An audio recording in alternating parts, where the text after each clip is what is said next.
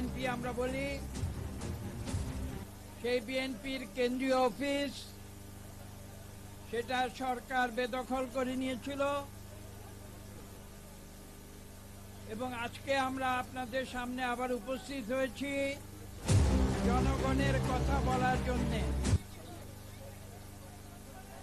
আমরা রাজনীতি করি জনগণের জন্য, আমরা রাজনীতি করি জনগণকে নিয়ে এবং আমরা রাজনীতি করি জনগণের মঙ্গলের জন্য। এবং সেই আদর্শে আমরা আজকে আবার আপনাদের সামনে উপস্থিত হয়েছি। যে বিশেষ তথ্যগুলো আজকে আপনাদের সামনে উপস্থাপন করা হবে, আপনারা কিছুক্ষণ পরে পর্দায় দেখতে পাবেন। এখানে আমাদের পেছনে বিশাল একটি পর্দা রয়েছে, ইলেকট্রনিক পর্দা। সেই পর্দায় আপনারা দেখতে পাবেন যে বিগত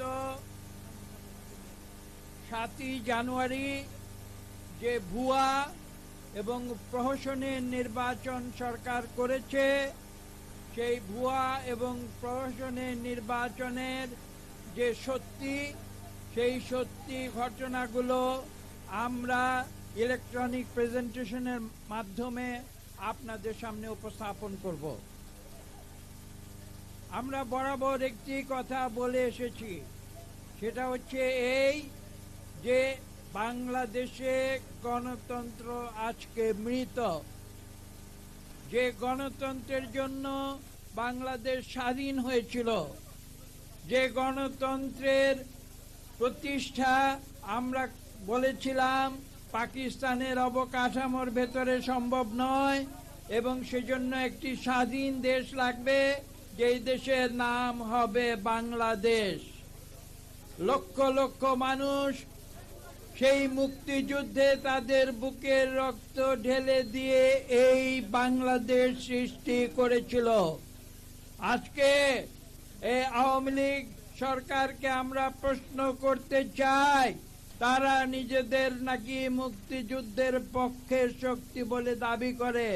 যদি সেটা সত্য হতো তাহলে কেন তারা আজকে বাংলাদেশে গণতন্ত্রকে হত্যা করেছে? আজকে এই প্রশ্ন শুধু আমাদের প্রশ্ন নয়, বিএনপির প্রশ্ন নয়, এই প্রশ্ন আজকে বাংলাদেশের কোটি কোটি মানুষ করেছে। 7ই নভেম্বর এই সরকারকে প্রত্যাখ্যান করে বর্জন করে তারা প্রশ্ন করেছে। 7ই জানুয়ারি তারা এই প্রশ্ন করেছে, এই সরকারকে প্রত্যাখ্যান করে বর্জন করে। তারা শুধু ভোট বর্জন করে নাই, এই আওয়ামী বাকশালী সরকারকে বর্জন করেছে। এবং পাশাপাশি আপনারা আজকে এই কক্ষে যারা আছেন, আপনারা মিডিয়া, আপনারা সমাজের চোখ। আপনাদের চোখের মাধ্যমে সমস্ত সমাজ এই দেশে কি হচ্ছে না হচ্ছে সেগুলো দেখতে পায়। ঠিক একইভাবে বিগত 3 দিনে আন্তর্জাতিক যে মিডিয়া রয়েছে, সেই প্রত্যেকটি আন্তর্জাতিক মিডিয়াতে একটি মাত্র কথা বলা হয়েছে। সে কথাটি কি? যে এটা একটা ভুয়া, একটা প্রহসনের নির্বাচন হয়েছে বাংলাদেশে 7ই জানুয়ারি। এই কথাটি প্রতিটি মিডিয়ায়, আন্তর্জাতিক মিডিয়ায় এই একটি কথাই বলা হয়েছে, কোনো মিডিয়াতে এর কোনো ব্যত্যয় হয় নাই।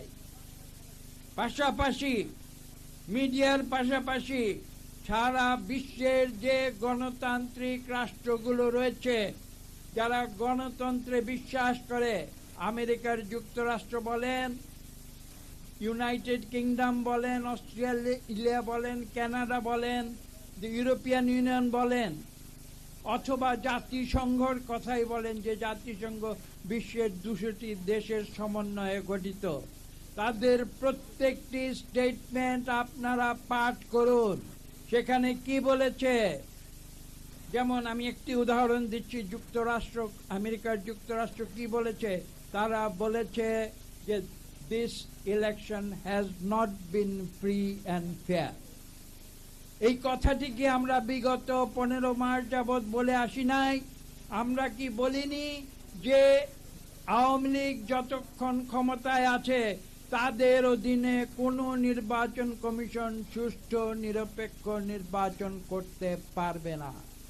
আজকে কি বিশ্ববাসীর কথায় এটা প্রমাণিত হয়নি যে আমরা যে আশঙ্কা আমরা প্রকাশ করেছি সেটা আজকে সত্যে পরিণত হয়েছে। কাজেই আজকে এটা স্পষ্ট হয়ে গেছে যে এভাবে একটি ভুয়া সাজানো নাটক করে নির্বাচনের একটি আবহ সৃষ্টি করে দেশে বিদেশে ভাওতা দিয়ে কোনো গণতন্ত্র হতে পারে না। এটা আজকে প্রতিষ্ঠিত হয়ে গেছে। এবং আমরা যে ঘটনাগুলো ঘটেছে, যে ঘটনার মাধ্যমে এই নির্বাচন ভুয়া এবং প্রহসনের নির্বাচনে পরিণত হচ্ছে, সেগুলো আজকে আমরা আপনাদের দেখাবো। আমাদের কাছে একটি বই রয়েছে, আপনারা দেখতে পারেন। আমরা এখানে মাত্র 250টি ঘটনা, যে প্রত্যেকটি ঘটনা অন ডকুমেন্ট প্রমাণ সহ, যেগুলো হয় ভিডিও ক্লিপ অথবা ইন্টারভিউ অথবা বক্তব্য, তার প্রত্যেকটি ঘটনা এখানে আছে। 250টি যথেষ্ট নয়, আরো 250টি ঘটনা আমরা ইতিমধ্যে আমরা কম্পাইল করেছি এবং এই ধরনের আরেকটি ভলিউম আমরা 2-1 দিনের মধ্যে আপনাদের কাছে উপস্থাপিত করতে পারব। এবং শুধু 250 প্লাস 250 মানে 500 নয়, আপনারা সারা বাংলাদেশের যে নির্বাচনী সহিংসতা সহ, দুর্নীতি সহ, ভোট জালিয়াতি সহ, ভুয়া ভোট সহ যত রকমের অপকর্ম হয়েছে সব কিছু আজকে ডকুমেন্টেড হয়ে গেছে। হয় আপনাদের মিডিয়াতে হয়েছে অথবা সোশ্যাল মিডিয়াতে হয়েছে। এগুলো আমাদের কথা নয়, এগুলো আপনাদের কথা। কাজে আজকে আমাদের মূল উদ্দেশ্য সেটা হচ্ছে এই যে দেশের মানুষের কাছে এবং বিশ্ববাসীর কাছে আজকে এটা প্রমাণিত যে সরকার গণতন্ত্রে বিশ্বাস করে না। সরকার যেটাতে বিশ্বাস করে সেটা হচ্ছে একদলীয় বাকশালী শাসন। এবং আপনারা জানেন, আপনাদের সহকর্মী নিউ ইয়র্কের টাইম ম্যাগাজিন, যেটা বিশ্বের একটি নামি দামি নিউজ ম্যাগাজিন, বহু পুরনো, শতবর্ষ পুরনো, তারা নিজেরা বাংলাদেশের বর্তমান সরকারকে কি নাম দিয়েছে আপনারা জানেন? বাকশাল 2। আমরা অতীতে বলেছি এটা হচ্ছে অলিখিত বাকশাল। আজকে নির্বাচনের পরে যা দাঁড়িয়েছে সেটা আর অলিখিত বাকশাল নয়। আপনারা জানেন সরকার অতীতে একটি গৃহপালিত অপোজিশন তৈরি করেছিল। এইবারও তারা চেষ্টা করেছিল গৃহপালিত অপোজিশন করতে গিয়ে তারা তাদের নিজেদের মধ্যে একটা বোঝাপড়া করেছিল যে 26টি সিট নাকি তারা দেবে একটি তৃতীয় পার্টি, যেটা জাতীয় পার্টি রয়েছে। বাস্তবে আমরা দেখেছি তারা বোধহয় 11টি সিট পেয়েছে। আমাদের কথা সেখানে নয়, আমাদের কথা হচ্ছে এই সরকার তারা সমস্ত সংসদকে নিজেদের ইচ্ছে মতো কুক্ষিগত করে নিয়েছে এই ভুয়া প্রহসনের নির্বাচনের মধ্য দিয়ে। এবং এটা আজকে স্পষ্ট হয়ে গিয়েছে যে 7 জানুয়ারি কোনো নির্বাচন হয়নি। আজকে জাতীয় সংসদে 300 সিটে, 299টি টু বি স্পেসিফিক, 299টি সিটে কে বিজয়ী, কে বিজিত, কে জয়ী, কে পরাজিত সেগুলো নির্বাচনে নির্ধারিত হয় নাই। এগুলা সব নির্ধারিত হয়েছে রাজধানী ঢাকার সর্বোচ্চ একটি টেবিলে, যেখানে সরকারের সর্বোচ্চ পর্যায় থেকে আগেই নির্ধারিত করে দেওয়া হয়েছে কে কত ভোট পাবে, কে কত শতাংশ ভোট পাবে এবং কোন সিট থেকে কে নির্বাচিত হবে। এটা আর এখন আমাদের কথা নয়, দেশে বিদেশে সমস্ত প্রমাণ সহ আজকে এটা বিশ্ববাসীর কাছে উদ্ভাসিত হয়ে গেছে। বক্তব্য এখানে দীর্ঘ করার কোনো প্রয়োজন নেই, আপনারা সব কিছু জানেন। আমরা বক্তৃতা আপনারা দেখবেন ভিডিও ক্লিপে একটু পরে। এই সরকার সবচেয়ে দুঃখজনক, লজ্জাজনক এবং কলঙ্কজনক বিষয় হচ্ছে এই যে মানুষ ভোট চুরি তথা চুরি করে গোপনে। এই সরকার ভোট ডাকাতি করেছে প্রকাশ্যে। এতে লজ্জা এবং দুঃখ এবং কলঙ্কের বিষয় আর হতে পারে না। তারা প্রকাশ্যে আলোচনা করেছে, সিট ভাগাভাগি করেছে, কে কোন সিটে নির্বাচিত হবে সেটা নির্ধারণ করেছে প্রকাশ্যে, ইন ব্রড ডে লাইট। কাজে আজকে এই সরকার কোথায় নেমেছে সেটা আমাদের বলার অপেক্ষা রাখে না। আমি বক্তব্য দীর্ঘ করব না। আমাদের কি ভিডিও ক্লিপ রেডি আছে? ভিডিও ক্লিপ দেখাবে। আমি সর্বশেষ একটি কথা বলি, কিছু মনে করবেন না। আমরা বিএনপি একটি উদারনৈতিক গণতান্ত্রিক রাজনীতির আদর্শে বিশ্বাসী। আমাদের শহীদ প্রেসিডেন্ট জিয়া রহমান বলেছিলেন, জনগণ সকল ক্ষমতার উৎস। আমরা জনগণের ক্ষমতায় বিশ্বাসী। সে কারণে আমরা জনগণকে সঙ্গে নিয়ে আমরা বাংলাদেশে গণতন্ত্র পুনঃপ্রতিষ্ঠার সংগ্রামে আছি। যেভাবে একদিন শহীদ প্রেসিডেন্ট জিয়া রহমান বাংলাদেশে বহুদলীয় গণতন্ত্র ফিরিয়ে দিয়েছিলেন, এবং যেভাবে একদিন আমাদের দেশনেত্রী বেগম খালেদা জিয়া এই দেশে পার্লামেন্টারি গণতন্ত্র ফিরিয়ে দিয়েছিলেন, আমরা সেই আদর্শে আমাদের ভারপ্রাপ্ত চেয়ারম্যান জনাব তারেক রহমানের নেতৃত্বে আমরা রাজপথে আন্দোলনে আছি, রাজপথে আন্দোলনে থাকব। এবং ইনশাআল্লাহ আমাদের উদ্দেশ্য ক্ষমতা নয়। বিএনপি ক্ষমতার জন্য রাজনীতি করে না, বিএনপি রাজনীতি করে জনগণের অধিকার প্রতিষ্ঠার জন্য। কাজে সেই আন্দোলনে আমরা আছি। আমরা জনগণের ভোটের অধিকার, জনগণের অর্থনীতির সাম্যের অধিকার এবং জনগণের গণতন্ত্রের অধিকার আমরা ইনশাআল্লাহ জনগণের কাছে ফিরিয়ে দেব।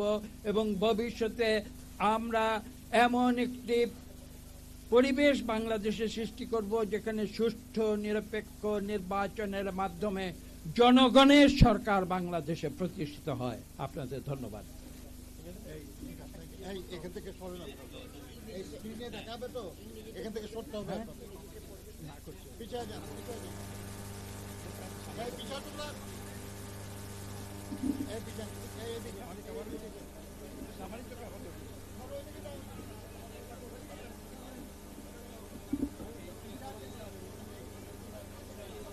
তোমরা আমরা ওইদিকে চলে যাই।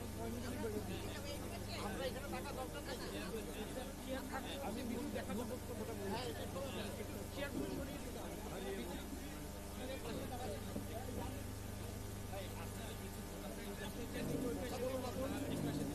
এখানে আমরা বুঝতে পারছি টাকা বেগে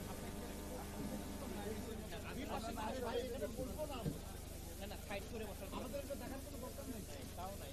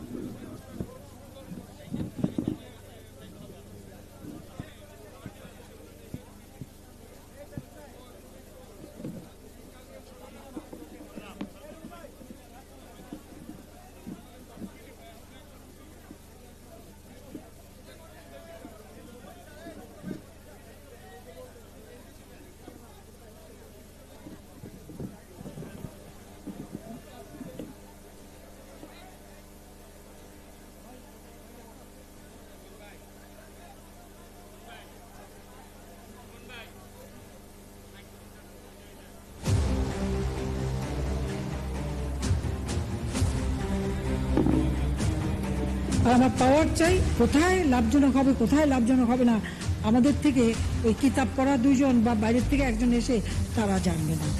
I want power, absolute power, and that's all. Hearing the words and the way she says them, you might think that you are listening to the voice of a dictator rather than the Prime Minister of a democratic country. We are talking about a country where one person decides the electoral fate of all 350 members of the parliament. In the last election of January 7th, we saw the occurrence of such events. Where there is no opposition, the so-called opposition party in the parliament, the Jatiya Party has acted as an opposition party to compromise with only 26 seats thrown away by the faithful controller, and the remaining 220 of the party's deprived members have withdrawn from the contest before the start of the election. Those who had heated up the election field were either the nominees of the government party or its B team. আমরা কেউ আওয়ামী লীগের বাইরে না, আমরাই নৌকা, এখানে eagle মার্কাই নৌকা মার্কা, বুঝেন নাই? Products of the same party with the blessing of the party chief, in their language, dummy candidates, or so-called independents.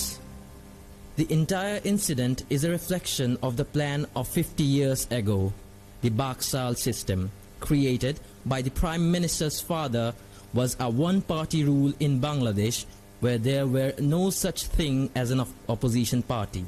Everyone participating in the election is nominated by only one party. Today, the countrymen have to swallow the bitterness of the election of that Farcical system. There were two options before the people. One, vote to legitimize this sham election of dictatorship, or reject the election and let them know that the people are boycotting this sham election in disgust. People today spontaneously chose the second option. Martyred President Ziaur Rahman, the founder of Bangladesh Nationalist Party, the promulgator of independence, came to responsibly managing the country and put an end to the one-party rule and return the country to a multi-party democratic system. And the former Prime Minister Begum Khaleda Zia gave two unique gifts to the nation. First, it was under her leadership that the parliamentary democratic system was established and the caretaker government system for national elections under non-partisan government as a symbol of public confidence, an excellent electoral system. This proved to be a very excellent election method for the country. But Awami League, which won the elections held under the caretaker government in 2008, used the court system as a part of their far-reaching conspiracy and nefarious plan to permanently grab the power and establish an authoritarian system of governance in Bangladesh. As part of their far-reaching conspiracies and nefarious plans, and to keep power in perpetuity and establishing Sheikh Hasina's authoritarian rule, the caretaker government system was removed from the constitution. It gave birth to an electoral system where the Prime Minister and members of Parliament can participate in elections without resigning from their posts. They have also removed the referendum system, which is essential for such a big change in the constitution. Bangladesh Nationalist Party has been protesting against these anti-people activities from the very beginning.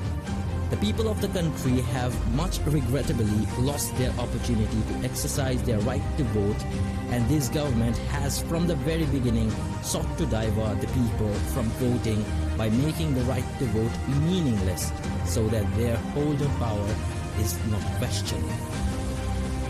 The first evidence of which was seen in 2014 national elections, where the people of Bangladesh were cheated of their constitutional electoral right to vote, and hence deprived of their right to their electoral franchise, when 153 candidates were elected to the parliament totally unopposed, undermining the entire essence and spirit of free, fair and participatory elections.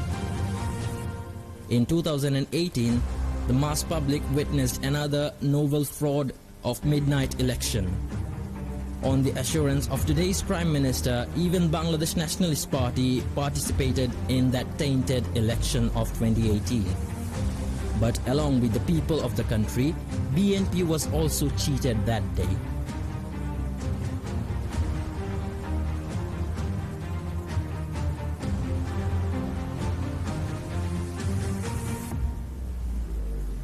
government steeped in corruption, who are running a festivity of corruption in every sphere, risk-filled reserves, mega corruption of mega projects, ruined banking sectors, along with laundering of nearly 1 lakh crores of taka every year.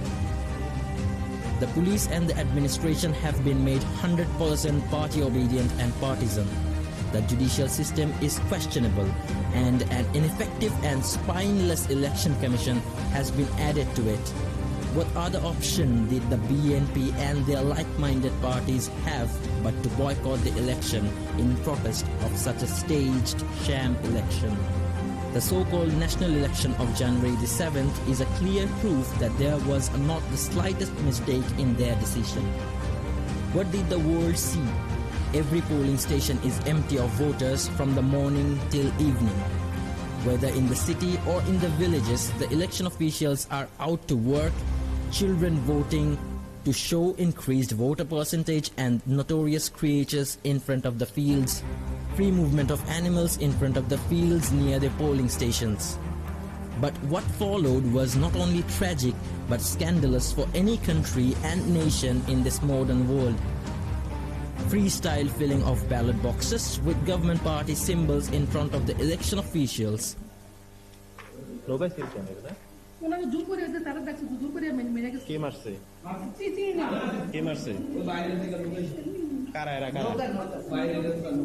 A failed attempt to deceive the election observers by showing an artificial crowd with no voters standing.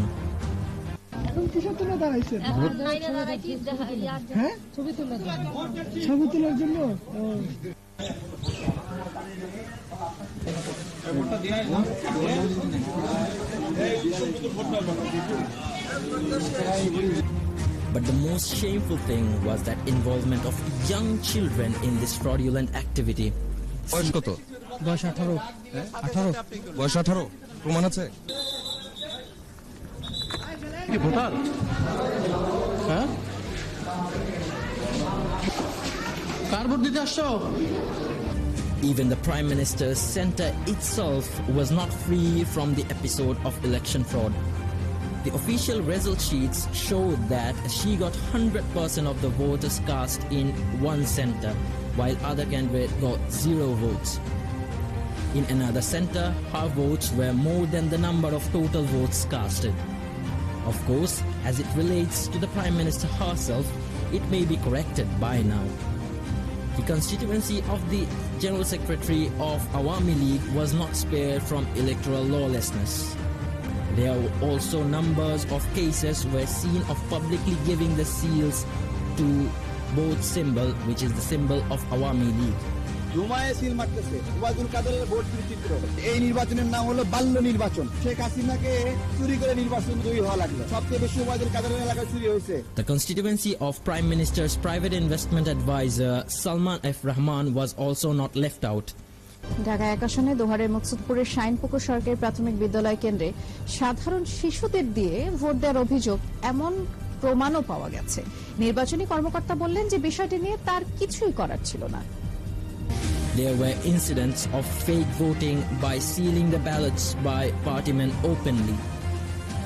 BBC, Deutsche Welle, AFP and most of the first-line media outlets of the country and around the world gave eyewitnesses accounts of all these crimes throughout the day.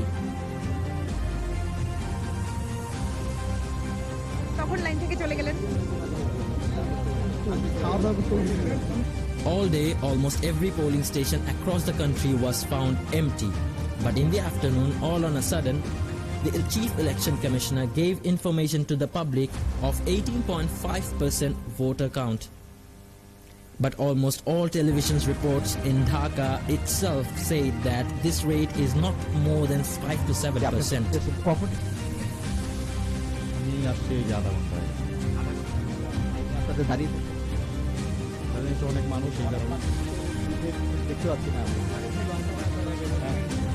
At the end of the day, the Chief Election Commissioner suddenly choked and found hesitant, said that being prompted that the polling rate was close to 40%, national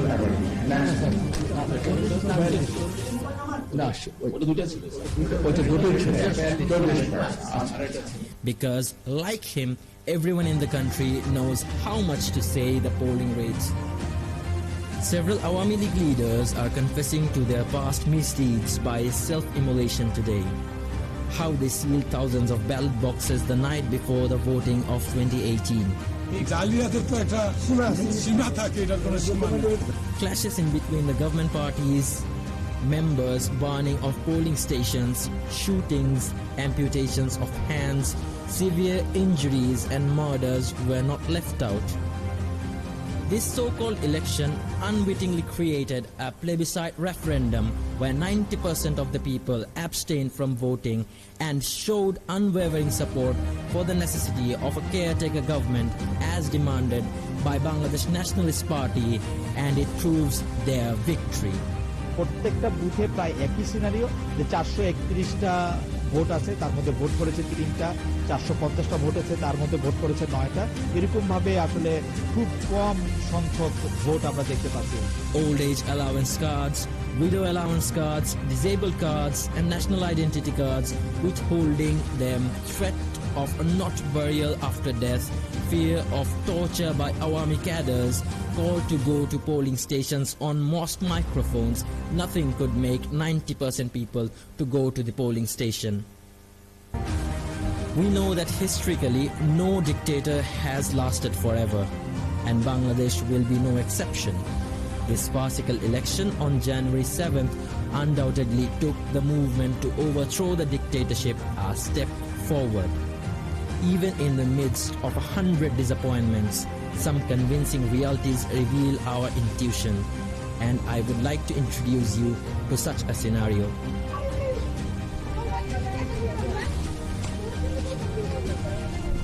The widowed mother wants to go to the polls to save her widow's allowance card, but the teenager doesn't want to let her mother participate in the farcical election. The juvenile sparks evasive resistance. Mother, don't beg for your widow's allowance card. I will work as a farm laborer to support the family, but you, please don't go. What a cruel blackmailing about the government's social security program. Alas, this is not the Bangladesh we want to live in. Bangladesh will not lose its way as long as these confident children and teenagers who are behind our eyes remain in this country.